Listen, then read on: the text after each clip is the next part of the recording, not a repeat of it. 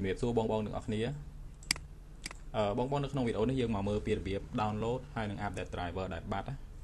សម្រាប់ម៉ាស៊ីនបងប្អូនដែលតឡើងហើយភ្លាមអត់ស្គាល់ Wi-Fi អត់ស្គាល់ sound ឬក៏ VGA បងប្អូនអាចមកធ្វើតាមវីដេអូខាងលើនេះបានតោះបងអញ្ចឹងអ្វីដែលយើងត្រូវធ្វើគឺមាន4ចំណុចនេះបងអ្នកទី1គឺយើងឆែកមើល driver ដែលបាត់ហើយទី2គឺយើងត្រូវឆែកមើល Mac model ម៉ាស៊ីនដើម្បីចូលទៅ download driver ហ្នឹងយកមក update ទី3គឺយើងនឹងមើលពីរបៀបស្វែងរកហើយនឹង download driver នឹងយកមកហើយទាំងទី4នេះគឺយើងនឹងធ្វើការ update driver ទាំងអស់គ្នាតោះបងអញ្ចឹងឥឡូវយើងចាប់ដើមទី1មកអញ្ចឹងយើងនឹងឆែកមើល driver ដែលបានតោះបងអញ្ចឹងដើម្បីឆែកបងចុច start ជាមួយនឹងអក្សរ X នៅលើ keyboard របស់យើង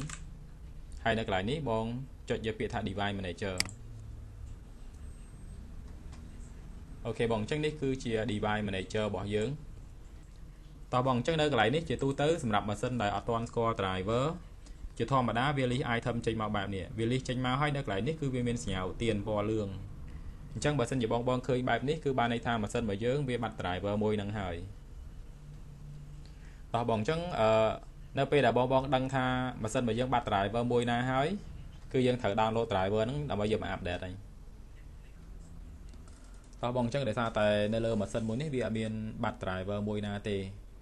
អញ្ចឹងយើងឧទាហរណ៍ចុះឧទាហរណ៍ថាម៉ាស៊ីនមួយនេះវាបាត់ driver network ហើយនឹង sound តោះបងអញ្ចឹងឧទាហរណ៍ថាម៉ាស៊ីននេះវាបាត់ driver network ហើយនឹង sound អញ្ចឹងឥឡូវនេះយើងមកមើលទាំងអស់គ្នាថាតើយើងត្រូវ download driver network ហើយនឹង sound ហ្នឹងយ៉ាងម៉េចតោះអញ្ចឹងដើម្បី down បងចូលមកទី2របស់យើងមកគឺយើងត្រូវ check មើល Mac ម៉ាស៊ីនហើយនឹង model ម៉ាស៊ីនរបស់យើងសិនដើម្បី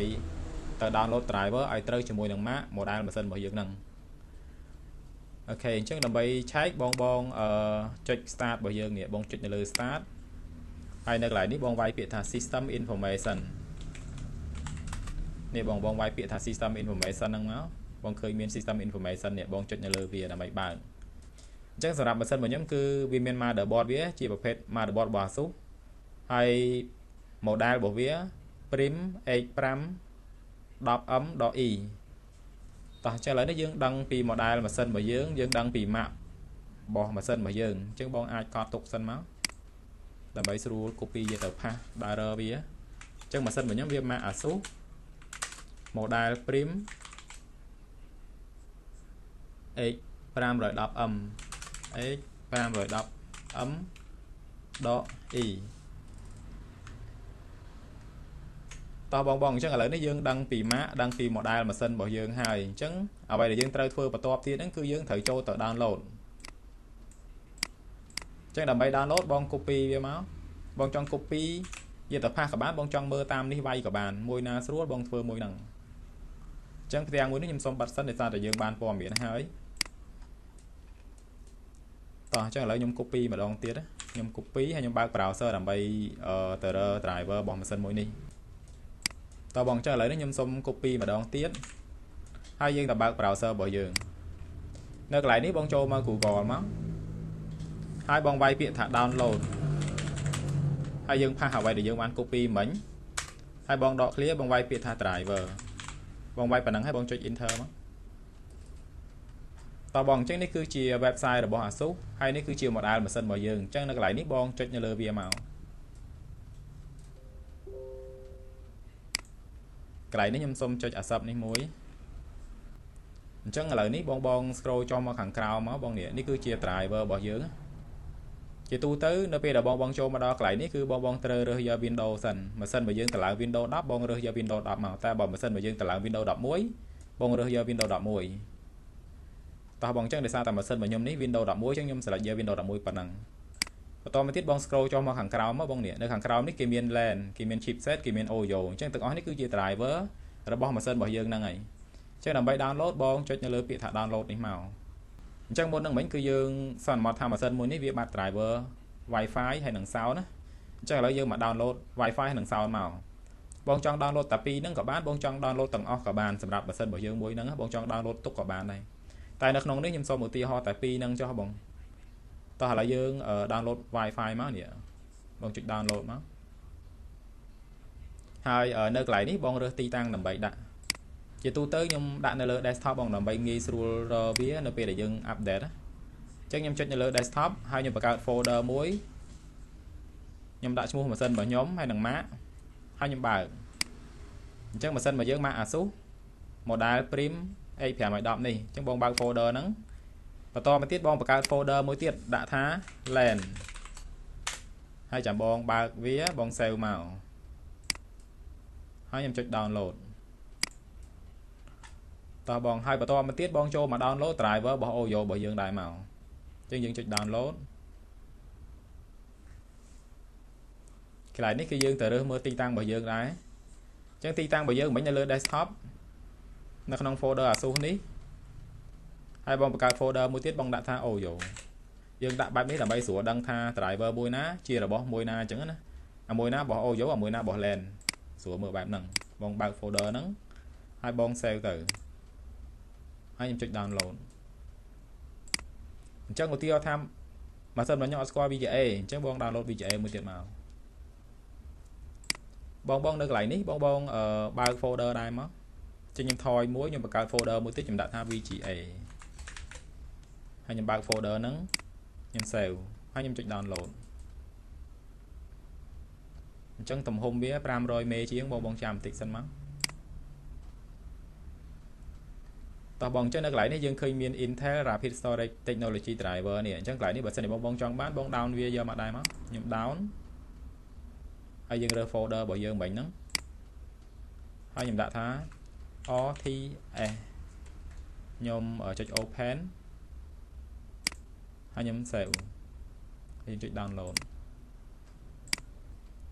អញ្ចឹងសម្រាប់បងដែលត្រូវការ driver ដើម្បីយកទៅ update ម៉ាស៊ីនរបស់យើងគឺបងអាចធ្វើតាមជំហាននីមួយបែបហ្នឹងមកជាធម្មតាយើង download លឿននេះបងតែនៅក្នុងវីដេអូនេះវាអាចរៀងយូរដោយសារតែខ្ញុំបញ្យល់បងខ្លះអញ្ចឹងមើលទៅវារៀងវែងបន្តិចអូខេអញ្ចឹងឥឡូវនេះយើងចូលមកដល់ step ទី4នេះអញ្ចឹងនៅពេលដែលបង download driver បានហើយគឺយើងត្រូវយក driver ហ្នឹងដើម្បីយកមក update ម៉ាស៊ីនរបស់យើងហ្នឹងមកតោះបងអញ្ចឹងមុនហ្នឹងមិញយើងបាន download driver រួចហើយឥឡូវនេះយើងទៅបើក folder ដែលយើងបាន download ហ្នឹងមកដើម្បីពលា file ដែលយើងបាន down ហ្នឹងតោះអញ្ចឹងយើងពលា sound របស់យើងមកខ្ញុំមកស្ដាំជាពាក្យថា extract all នេះកន្លែងនេះខ្ញុំចុចពាក្យថា extract តោះចាឥឡូវនេះខ្ញុំសុំពលា LAN មួយទៀតមក extract all extract